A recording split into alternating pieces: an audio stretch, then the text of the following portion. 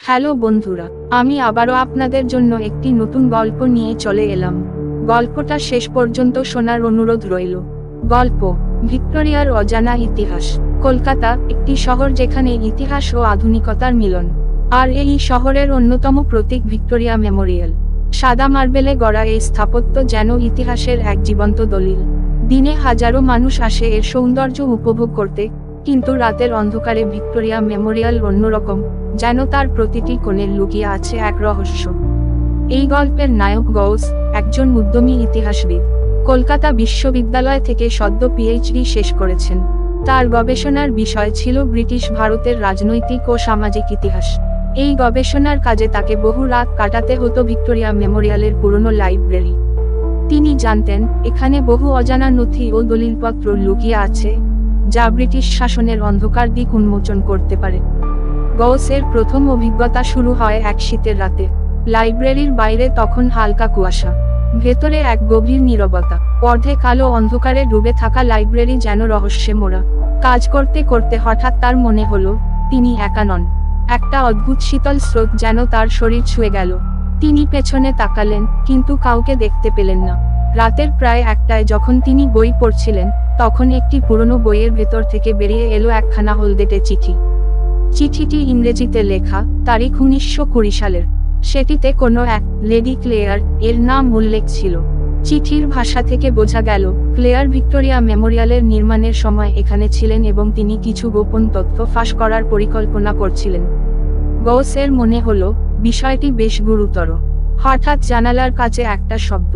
তিনি তাকিয়ে দেখলেন, জানালার ওপারে একটি ছায়ামূর্তি।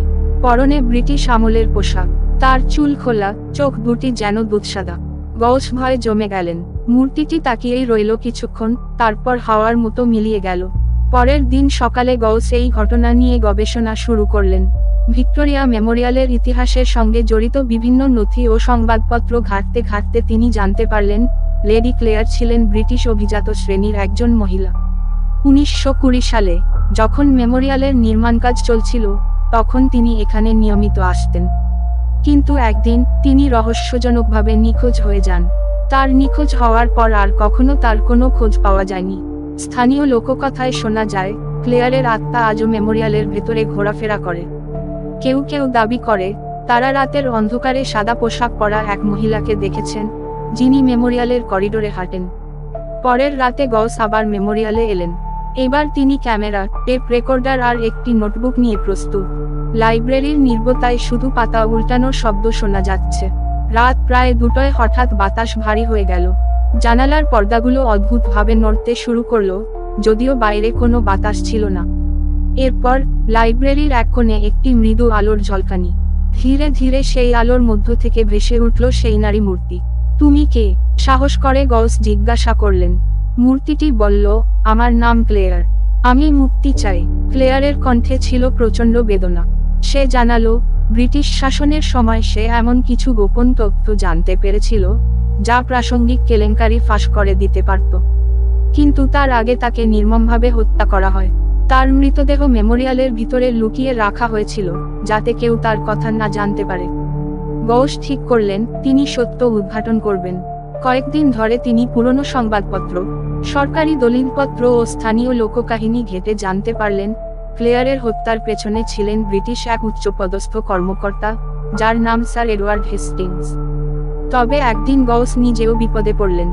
গভীর রাতে মেমোরিয়ালে কাজ করার সময় হঠাৎ করেই সব আলো নিভে গেল। অন্ধকারে তিনি শুনতে পেলেন ভারী বুটের আওয়াজ। সেই আওয়াজ ক্রমেই তার দিকে এগিয়ে আসছিল। তিনি দ্রুত টর্চ জ্বালালেন, কিন্তু কেউ ছিল না। শেষ পর্যন্ত, গৌস তার গবেষণার মাধ্যমে প্রমাণ করতে সক্ষম হলেন যে লেডি ক্লেয়ারের মৃত্যু ছিল একটি ষড়যন্ত্র। তিনি এই তথ্য সংবাদ মাধ্যমে প্রকাশ করলেন।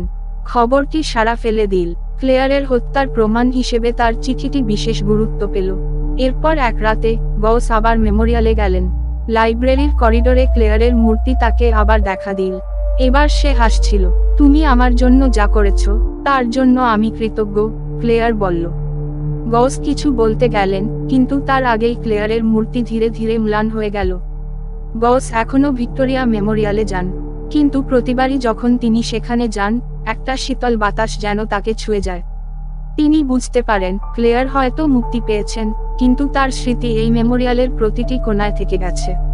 গল্পটা এখানেই শেষ বন্ধুরা, আর আপনাদেরকে গল্পটিকে লাইক আর চ্যানেলটিকে সাবস্ক্রাইব করতে বলবো না। যদি আপনাদের গল্পটা ভালো লাগে আপনারা নিজে থেকেই লাইক ও সাবস্ক্রাইব করে দেবেন। বিদায় বন্ধুরা, আবারও দেখা বা অন্য কোনো গল্প নিয়ে।